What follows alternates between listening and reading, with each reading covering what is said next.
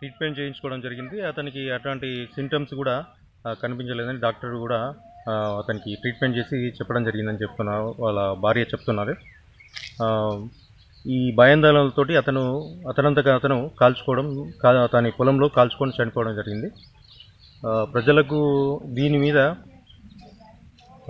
రేణుక, వాళ్ళ భార్య రేణుక ఫిర్యాదు మేరకు కేసు నమోదు చేసి దర్యాప్తు ఏ కోణంలో అతను చనిపోయాడో అన్ని కోణంలో దర్యాప్తు కొనసాగిస్తాం.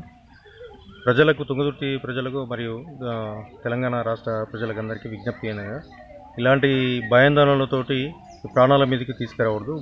ప్రభుత్వము మరియు పోలీస్ వ్యవస్థ, వైద్య బృందం, రెవెన్యూ అందరూ కష్టపడి మీకు ఎటువంటి ఈ కరోనా నుంచి ఎఫెక్ట్ కాకూడదని చెప్పి అన్ని టీంలు మీ ఇంటి దగ్గరకే వచ్చి ఏమన్నా సస్పెక్ట్ ఉన్నా కూడా మేము చెక్ చేసి అందరినీ ఐసోలేషన్లో పెట్టి ఏ ఇబ్బంది లేకుండా కూడా ఏమన్నా అనుమానం ఉన్నా కూడా గాంధీకి పంపించి ఐసోలేషన్లో పెట్టి ట్రీట్మెంట్ చేస్తున్నారు.